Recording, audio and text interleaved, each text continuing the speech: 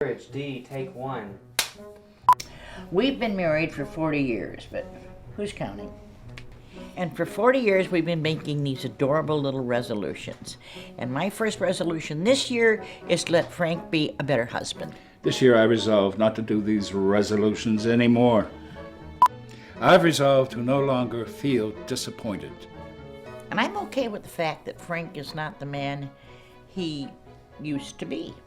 I just mean that going to the gym is hard, and me being okay with the fact that you're never going to go again, ever, makes it easier. I have a bad back. Well, that doesn't get you out of everything. What does that mean? Nothing at all. I think last year Frank made a resolution to believe that everything in the house fixes itself. This year my biggest resolution is to make Betty think people actually like her cooking. Oh, that's funny, because this year I'm resolved to let you do your own cooking. What? Yeah, I'm going to be a big enough woman to let you be your own man. But I'm not my own man. And I'm resolved to be okay with that. But I like your cooking. You do? Of course I do. Have I ever said I didn't like your cooking? Yeah, just now. I said people. I didn't say me. Well, do you like it? You never told me that. And this year I resolved to tell you how much I appreciate your cooking. Well, look at you. 1 for 3. I love you. I love you too. Do you think you could resolve to brush your teeth after you drink the coffee? Yeah, if you could resolve to stop burning every pie. So we've come to that part of the year where Christmas is over and the new year is upon us. It's that part of the year, that time of the year where people start to think about New Year's resolutions and what they're going to do for the coming year. Should we try and put the other lights on as well?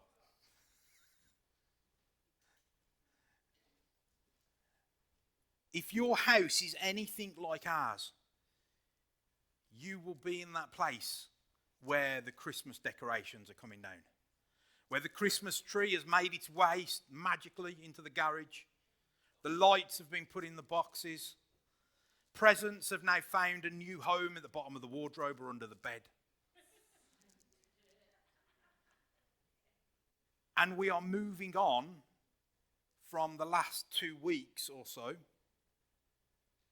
of absolute and utter chaos. Christmas has been done. What I wanted to do today is make sure that in our New Year's resolutions, I'm not talking about resolutions, but as we start to think about what next year might look like, as we start to pack down Christmas, I wanted to make sure that we don't pack away Jesus with our Christmas trees. You see, it's too easy for us as people and as Christians, and definitely as a world, to take Jesus out of his box Christmas Eve or Christmas Day.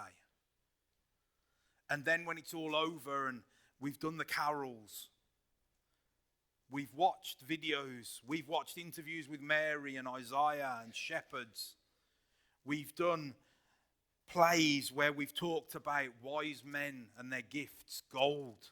Ooh, gold. Frankincense. That smells nice. Myrrh. What on earth is myrrh? Some of you are scratching your heads thinking, what are these guys on about? Well, that'll teach you to not come to the Christmas Day service. You would have had the fun that we did. We were scratching, sniffing, and looking. That's what we were doing.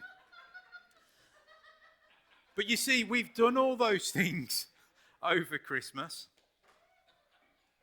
And there's a danger that we leave them in Christmas. We pack them away nicely, under the bed, in the wardrobe, in the garage. And then we bring them back out next Christmas. Like Pete said, it's not far away. It'll be here before we know it. But actually, there's an important thing that we've just remembered and just taken time to think about over Christmas. And that thing, that person, that event, that should not be hidden for the rest of the year. That should drive us for the rest of the year. So today, I want to just make sure that we keep Jesus out of his box, that we don't put him away with the Christmas decorations.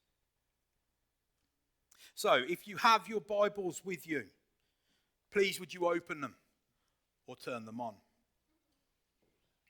And you can follow as I read. We're going to go to Mark, the book of Mark, chapter 13, verse 32 to 37.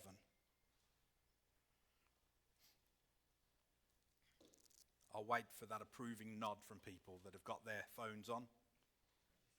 This is the time when you all look at your social media, pretending you're watching and looking at your Bible. Okay, Mark 13, 32 to 37. But concerning that day or that hour, no one knows, not even the angels in heaven, nor the Son, but only the Father. Be on guard, keep awake, for you do not know when the time will come. It is like a man going on a journey, when he leaves home and puts his servants in charge, each with his own work, and commands the doorkeeper to stay awake. Therefore, stay awake, for you do not know when the master of the house will come, in the evening or at midnight, or when the rooster crows or in the morning, lest he come suddenly and find you asleep. And what I say to you, I say to all, stay awake. Now let's really test you. Let's jump backwards to Matthew 24, verses 34 to 44. Matthew 24, 34 to 44. And they were unaware until the flood came and swept them all away. So will be the coming of the Son of Man. Then 2 men will be in the field. One will be taken and one left. 2 women will be grinding at the mill. One will be taken and one left. Therefore stay awake, for you do not know on what day your Lord is coming. But know this, that if the master of the house had known in what part of the night the thief was coming, he would have stayed awake and would not have let his house be broken into. Therefore you also must be ready, for the Son of Man is coming at an hour you do not expect. We need to not pack Jesus up with the Christmas tree, but keep him at the forefront of our minds. Let's not walk back into the status quo of 2023. Let's be radical as we go into 2024 and make sure the important bits of Christmas stay out of the garage and on the windowsill. You see, what we've just read in those passages can only happen because Christmas happened. Jesus can only come again because he's first come. So Christmas is an important time that we should not now pack up and let go and push to one side. We need to hold on to it. We need to keep it in the forefronts of our minds. If I could ask Grandad to come to the front.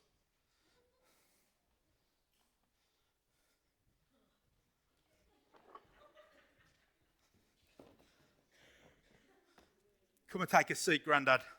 Oh, I thought he'd hurt himself then. You can start. James. Oh. What are you doing? Are you still on that Xbox? You're going to get square eyes. Come and tell me about your week. Hi, Grandad! Do you really think my eyes will go square? Cool. James, I really do think you spend too much time staring at that screen. Now, why don't you tell me what you've been doing with yourself all week? Nothing much, really, Grandad. Isn't your school preparing for that visit? The King? Oh, yes. Is he coming soon? Yes, we are. But I'm getting rather bored with it all. We seem to have been getting ready for ages. So what have you been doing?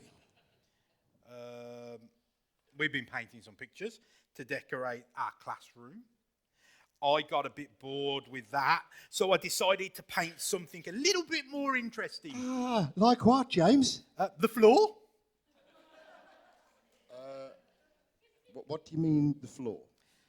I thought that when important people come to visit, you normally put down a red carpet. I know we didn't have a red carpet at school, so I painted a nice long stripe of red paint right down the middle of the classroom so that when the king visits, he can walk on it. Your teacher, what did Miss Smith think of that? She didn't see it until it was finished. And the funny thing was that she went the same colour as the paint and ran out of the classroom. Can I ask you what sort of paint you were using? Oil paint. Oh, poor Mrs. Smith. What else have you been doing to prepare? In cookery, we had to make some special sweets for the king to eat. Oh, what sort of sweets? Peppermint creams, orange creams, chili creams, lemon. Did I hear you right? Chili creams. I've never heard of those before. They're my own invention. That will give the king a new taste sensation, won't it, Grandad? I suppose it will. I don't expect Miss Smith knows about that either, does she? Nope. She left us to make them ourselves, and I found the chili powder in the cupboard. I think someone left it behind from the last cookery class. Apart from painting and cooking, have you been doing anything else to prepare, James? Oh, yes, Grandad, loads of things. In fact, all rather boring things, like writing stories, writing poems, making models. I'm fed up with it all, Grandad. But it will have all been worth it when the king eventually arrives, won't it, James? Yes, Grandad. It will be a wonderful day because Miss Smith says that he's going to shake each one of us by the hand and speak to us. I'm practicing my pushiest voice. Good morning, Your Royal Highness. What a pleasure it is for your humble servant, James Augustus Horace Wilfrid William Henry Beaumont, to meet you. Hang on a minute. What's with all those names? Those aren't your names. I know, Grandad, but I want to impress him. And then I shall take a bow. I'm so excited about that, Grandad. And then as a class, we are all going to have our photo taken with him. And then we are going to sit down together to eat. Don't tell me your chili creams. Yes, Grandad. And we will have a chance to show him our work. Yes, I am looking forward to him coming, even though we seem to have waited for ages. What day is he coming, James? One Saturday. We all have to be at school by 9 o'clock in the morning as he is arriving at 9:30. Miss Smith thinks that we will be home again by lunchtime. How wonderful. Oh, look at the time. Now, do excuse me, James. I've got to go and put the television on. Just a few minutes' time, England, Scotland, rugby. Almost as good as the notices. And I've been looking forward to watching it all year. This one is etched into my memory. Saturday, February the 16th. Did you say Saturday the 16th, Grandad? Yeah, I did. Why? Saturday, February 16th is the day the king is coming. Grandad, what time is it? It's 1:55, James. You've been watching television and playing Xbox all morning. Are you sure that today's the day the king was supposed to be coming? Yes, Grandad. It was today. Have I missed it? Oh, why wasn't I ready?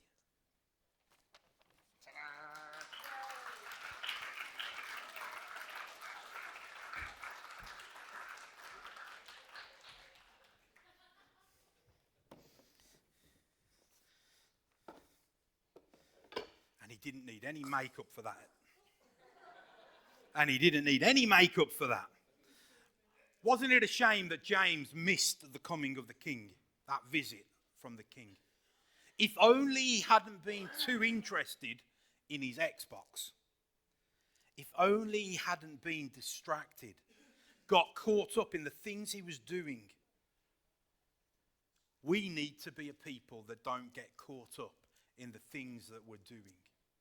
We need to be a people that don't get distracted by our Xboxes. Because we might just miss something really important.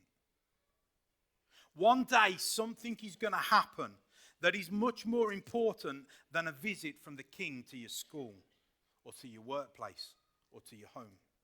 One day Jesus has told us, we just read it in our Bible, that he will return to earth. He hasn't told us on what day he's coming back, just that we need to stay awake, to stay alert. When he comes again, it won't be like the first time when he came as a baby, lay on the hay and slept in a manger. It won't be a quiet event where only a few shepherds and wise men will know it has happened. In fact, Paul says in 1 Thessalonians 4 verse 16, "For the Lord himself will descend from heaven with a cry of command, with the voice of an archangel, and with the sound of the trumpet of God." You see, the next time that Jesus comes to earth, he will return in all of his majesty and glory, and everyone will know about it. The book of Revelation says this, "Behold, he's coming with the clouds, and every eye will see him." Revelation 1 verse 7. Jesus is coming back. He is coming back to earth as King and Judge. And my message this morning is simple. Wake up or stay awake. Make sure that you are ready for the King's return. Don't get distracted by other things in life and fail to prepare properly. Make sure you don't pack Jesus away with the Christmas decorations. We're all used to coming across warning signs at different points in our lives, aren't we? I expect many of you have smoke detectors fitted in your homes so that if a fire broke out, you would receive a warning. If you drive, you might have a little light that comes on when you are low on fuel. This light normally warns you that you can only drive a few more miles before the fuel tank is empty. Or, when Marie is in my car, it's the light that makes her twitch and want to be anywhere other than next to me. Because I see it as a challenge. How far can I really go? And yes, for all those motoring enthusiasts, it's bad for your car. It sucks up all the rubbish from the fuel tank. I know, but what would be the fun in that? It's great. Marie hates it. I found a few unusual warning signs to show you today. Take a look at these. They're actual, real-life warning signs. What might these signs mean? What's this one mean? Anybody tell me? Be careful of the killer octopus that might eat your car. Found in Scotland. It will end in tears. That's something my mum used to say to me all the time. It'll end in tears. But there's actually a signpost for it. Andy, here's one for you. Caution, no pedestrians. Andy drives a forklift truck. Here's one. We're going to start with the children if they make a noise in my sermon again. No trespassing. We're tired of hiding the bodies. Let's have a look at the next one. Not the video. Middle section. Don't worry. There we go. Okay, here's one for you, Carol. I found this one specially for you. Caution, remove child before folding.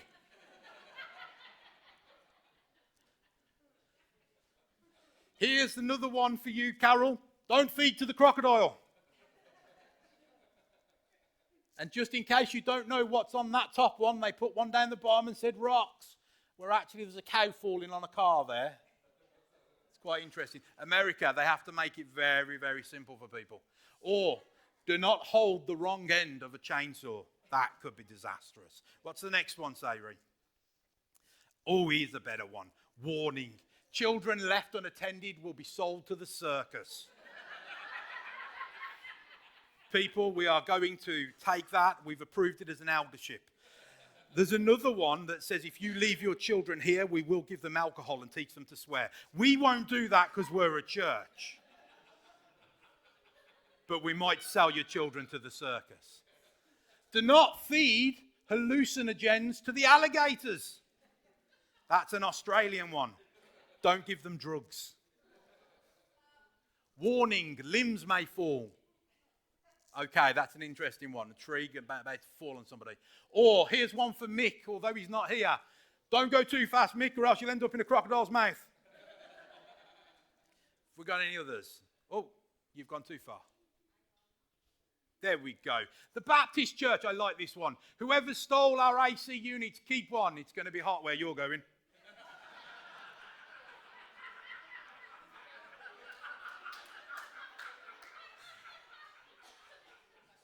I'm so going to get some emails about that one later.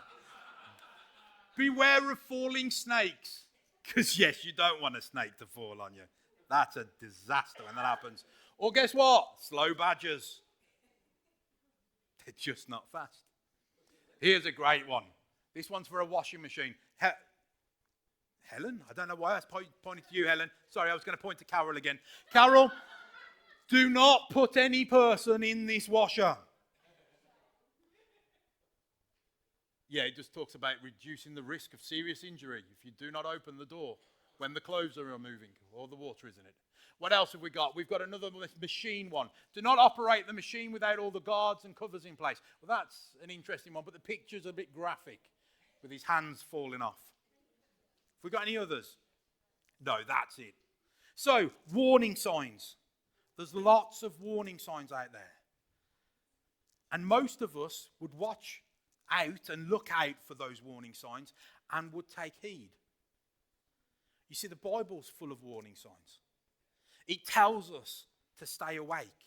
It tells us to stay alert. It tells us to be ready. And it gives us warning signs of when Jesus will be returning. It doesn't tell us when exactly, but lets us know that it's coming. The big question, however ridiculous these signs are you willing to take notice of the warnings? How many of you have seen the film Titanic? Hands up if you've seen Titanic. Has it ever finished differently the second time you've watched it? Even though you shouted at the screen, shouting, "Iceberg!" he still hits the iceberg.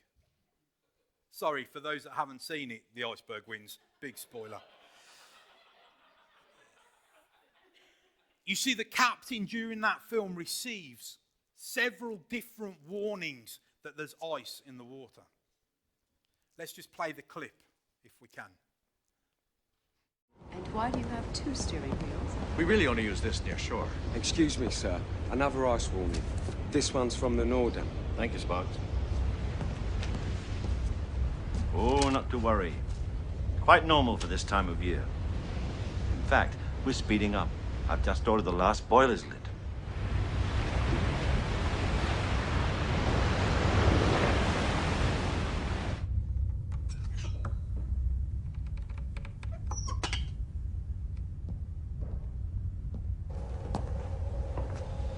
Clear. Yes. I don't think I've ever seen such a flat calm. Like a mill pond. Not a breath of wind. It will make the bergs harder to see, with no breaking water at the base.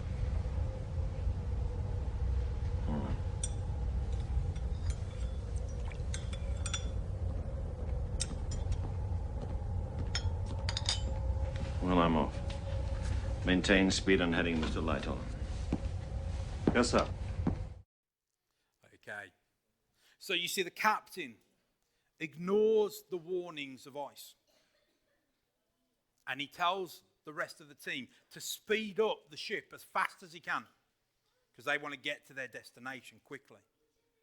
Even though he's told that there's icebergs in front of them, he still ignores that and says, keep going, keep going, keep going. Later on in the film, they do keep going, right into the front of an iceberg, and it sinks. So like I said, warnings are very important. Are we willing to take notice of them? Before Jesus left earth, he warned us to be ready to stay awake for the day of his return. So why do we need to be warned to be ready for Jesus' return? What's the big deal? Well, the big deal is that when Jesus returns the second time, the world as we know it now will end. Guys, if you'd like to take her into the side room, if you want to take her into the side room, just so that she doesn't keep shouting. Thank you. Well, the big deal is that when Jesus returns a second time, the world as we know it now will end. We will all stand before the judgment seat of God, as Paul tells us in Romans 14:10.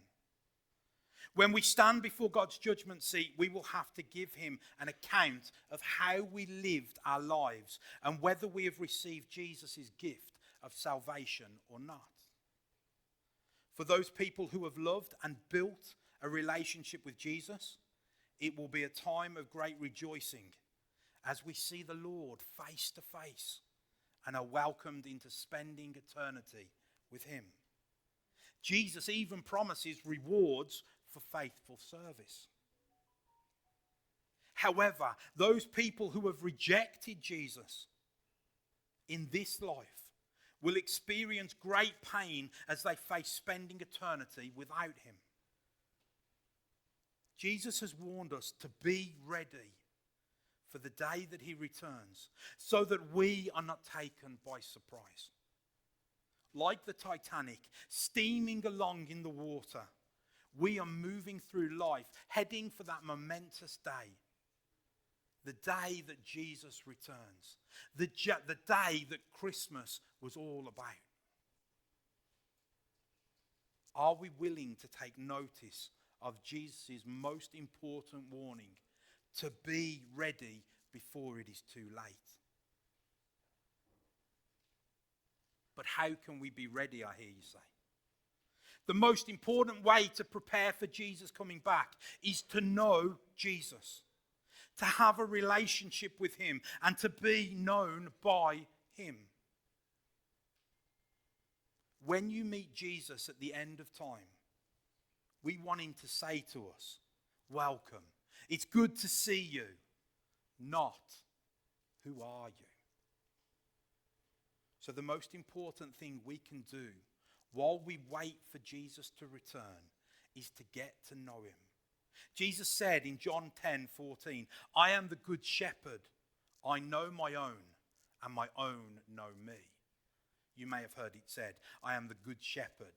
I know my sheep, and my sheep know me. We need to know who we're going to be spending eternity with. So get to know Jesus now. And the way we do that is the same way that we get to know anyone else. Spend time with him. Make it a priority each day to talk to him in prayer, to read your Bible, to learn about him, to understand him, and allow him to speak into your lives so that your relationship with him can grow.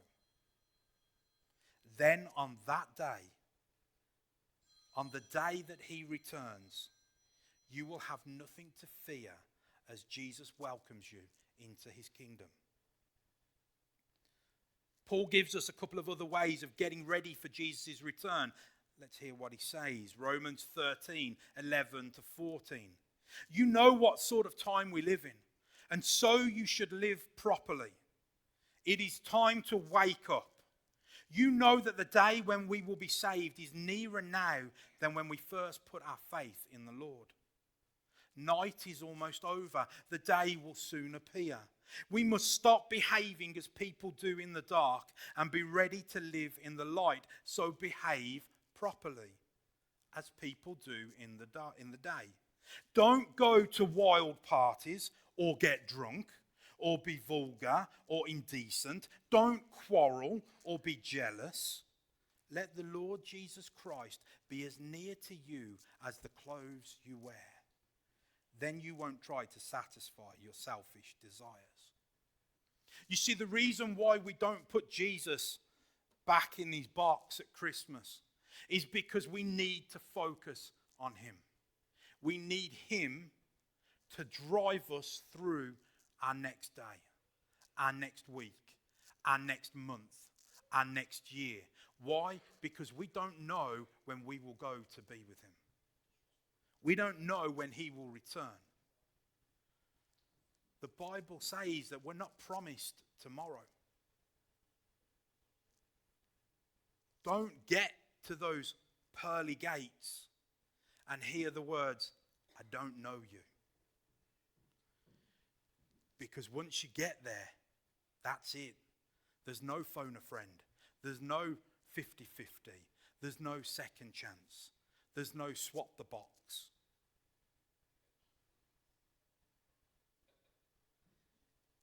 You get your chance here while you're here. So I want to encourage you, don't put Jesus away from Christmas.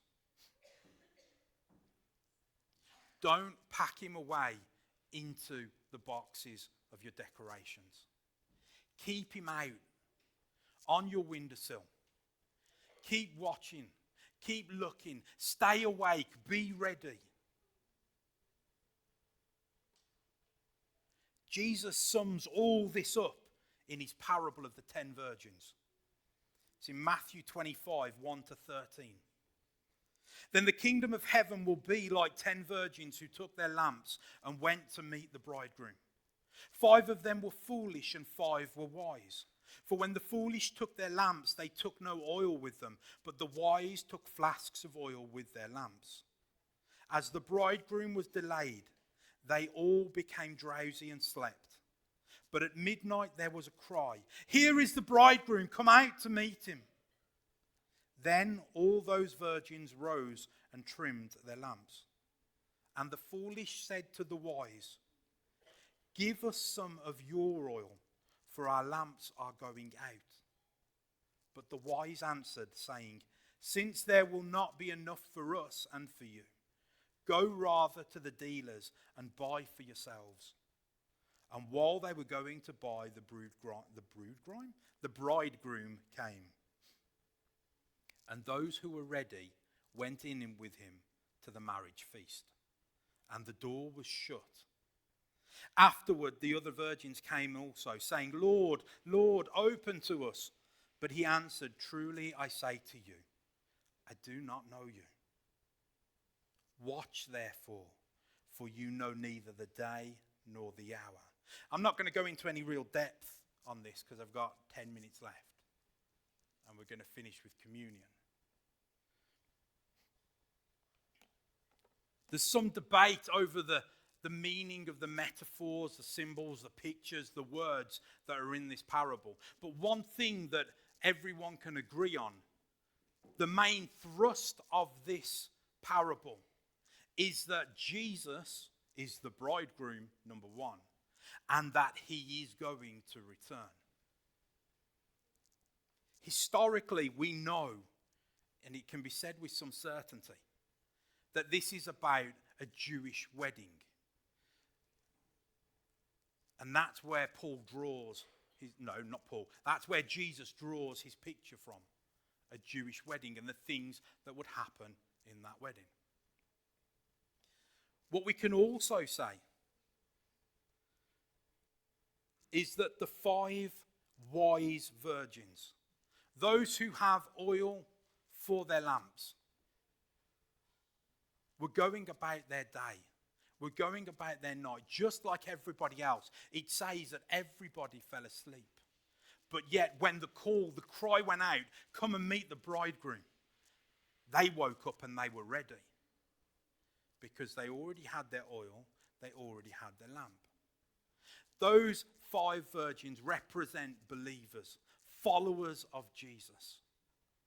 Those who have not put Jesus back in the box underneath the bed or in the wardrobe. Those that have Jesus on their windowsills all the time.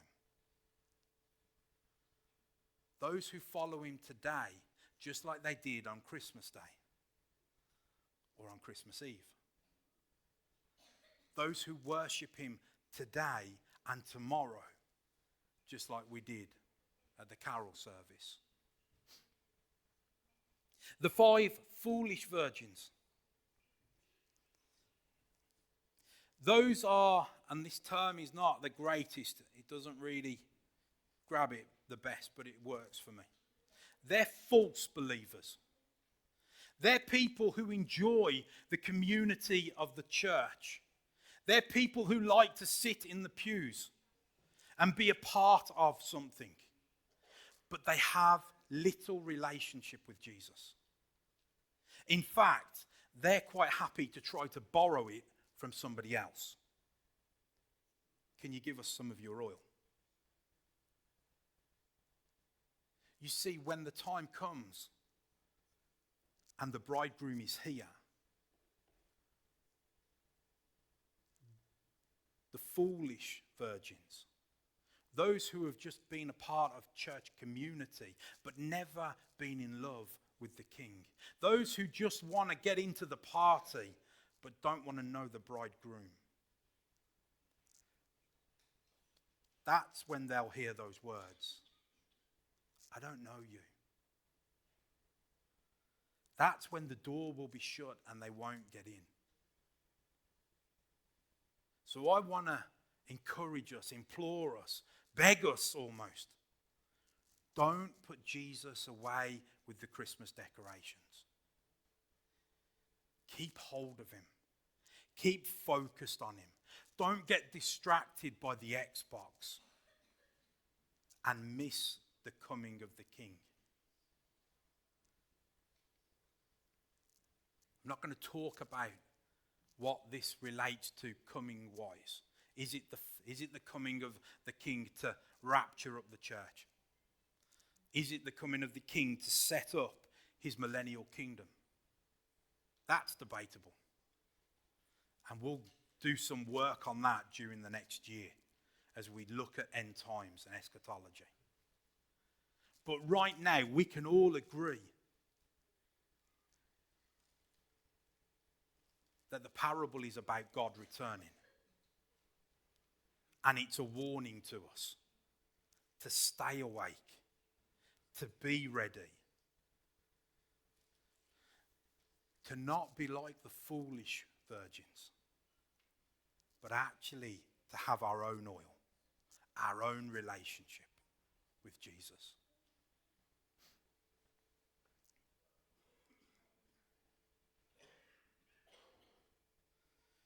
John 3:16 says, "For God so loved the world, that he gave his only Son, that whosoever believes in him should not perish, but have eternal life." Jesus came on Christmas Day so that none should perish.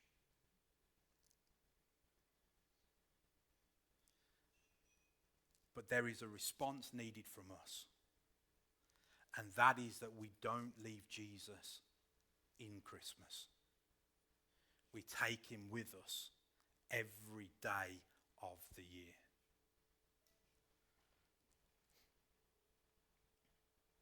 I had a group of Muslims come to the door earlier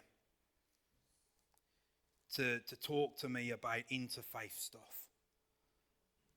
I want to be clear right now. John 14:6 says, Jesus said to him, "I am the way and the truth and the life. No one comes to the Father except through me." If you don't know Jesus, then you don't get a pass to heaven. It's as simple as that. If you don't have a relationship with the King, then you don't get to go to the King's feast. There is no interfaith stuff. There's no other way to God but through the Son, through Jesus. And so that no one is in any confusion, no one is in any way doesn't know what they need to do to be assured of their salvation, of their relationship. Romans 10:9-10 says this: because if you confess with your mouth that Jesus is Lord and believe in your heart that God raised him from the dead, you will be saved. For with the heart one believes and is justified, and with the mouth one confesses and is saved. Everything stems from that. From believing in the baby at Christmas to the man that died on the cross and to the God that was resurrected now sits at the right hand of the Father, waiting to return. Don't put Jesus in the box. Don't put him away this Christmas. Keep him out. Let knowledge of him, let relationship with him drive you through every day.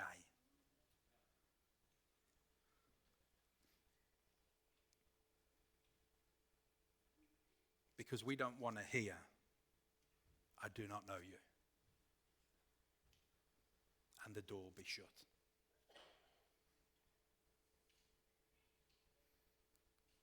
Let's take a moment to just contemplate that. A moment to center ourselves on that truth.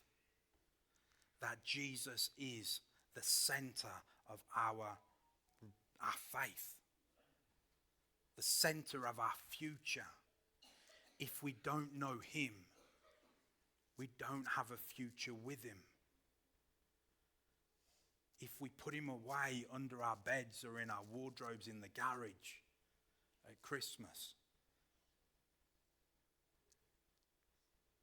then we don't know him. And if we don't know him, he doesn't know us.